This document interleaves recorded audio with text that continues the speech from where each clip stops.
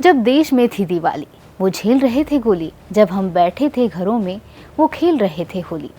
क्या लोग थे वो अभिमानी, है धन्य वो और उनकी जवानी। जी हाँ, ये चंद लाइनें अमर शहीदों के लिए सटीक बैठती हैं, जिन्होंने देश की स्वतंत्रता के लिए हंसते हंसते अपने प्राणों की आहुति दे दी। और इन्हीं महानायकों में से हैं राजेंद्र लाहिड़ी, रामप्रसाद बिस्मिल, अशफाक उल्लाह खां और रोशन सिंह थे। नमस्कार दोस्तों, मैं हूं पल्लवी और आप देख रहे हैं बातें यूपी की। क्रांतिकारियों के पास ब्रिटिश हुकूमत से लड़ने के लिए जज्बा था, हिम्मत थी और उम्मीद थी। लेकिन कहते हैं ना कि भूखे पेट भजन नहीं तेरी होए गोपाला, ले तेरी कंठी ले तेरी माला।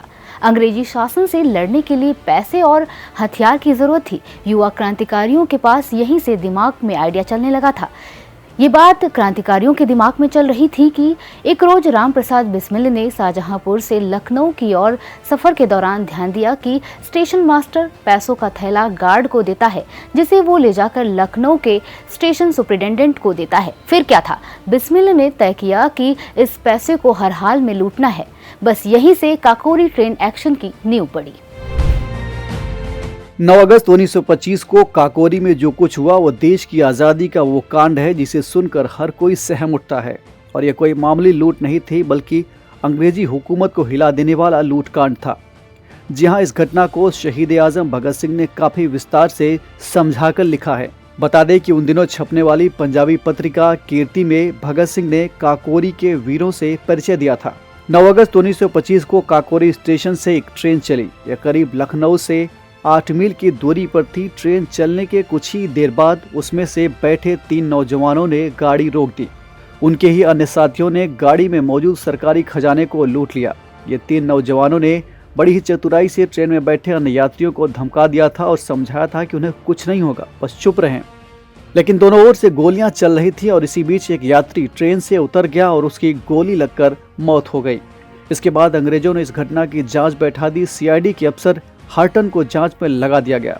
उसे मालूम था कि यह सब क्रांतिकारी जत्थे का क्या धरा है। कुछ वक्त बाद ही क्रांतिकारियों की मेरठ में होने वाली एक बैठक का अफसर को पता चल गया और छानबीन शुरू हो गई। सितंबर आते आते गिरफ्तारियां शुरू हो गईं और बंदूक की नोक पर काकोरी में सरकारी खजाने के 4601 रुपए लूटने के बाद ब्रिटिश सरकार में भूचाल मच गया। 1 महीने के अंदर 40 लोगों को गिरफ्तार कर लिया गया।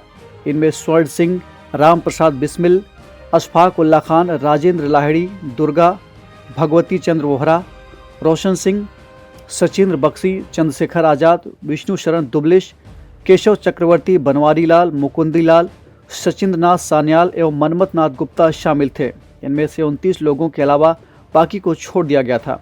29 लोगों के खिलाफ स्पेशल मजिस्ट्रेट की अदालत में मुकदमा चला और 6 अप्रैल 1927 को आखिरी फैसला सुनाया गया, जिसमें रामप्रसाद बिस्मिल, अशफाक उल्लाह खान, राजेंद्र लाहिड़ी, ठाकुर रोशन सिंह को फांसी की सजा सुनाई गई। जिन लोगों पर मुकदमा चलाया गया उनमें से कुछ को 14 साल तक की सजा दी गई और 2 लोग सरकारी गवाह बन गए, इसलिए उनको माफ कर दिया गया। हालांकि चंद्रशेखर आजाद किसी तरह फरार होने में कामयाब हो गए थे, लेकिन बाद में एक एनकाउंटर में वो भी शहीद हो गए।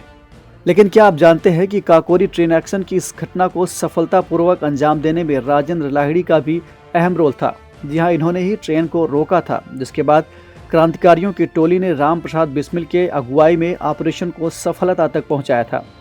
और इसे इत्तेफाक ही माना जाए या फिर कुछ और, क्योंकि एक ही शहर में बिस्मिल, अशफाक और रोशन सिंह का जन्म हुआ और एक ही दिन तीनों क्रांतिकारियों को 19 दिसंबर 1927 को फांसी दे दी गई। बस कुछ अलग था तो फांसी का फंदा, शहर और जेल। और इस घटना के 2 दिन पहले यानी 17 दिसंबर को राजेंद्र लाहिड़ी को फांसी दी गई थी। मैं भारत का हरदम अमिट सम्मान करता हूँ, यहाँ की चांदनी मिट्टी का ही गुणगान करता हूँ। मुझे चिंता नहीं स्वर्ग जाकर मोक्ष पाने की, तिरंगा हो कफन मेरा बस यही अरमान रखता हूँ।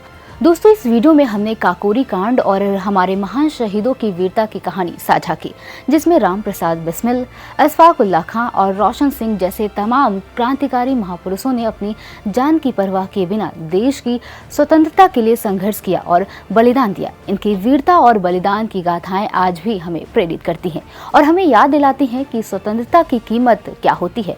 ऐसे महानायकों को याद करना हम सभी के लिए एक गर्व की बात है। आज के लिए बस इतना ही। हम फिर मिलेंगे किसी और महान क्रांतिकारी की गाथा लेकर। तब तक के लिए धन्यवाद।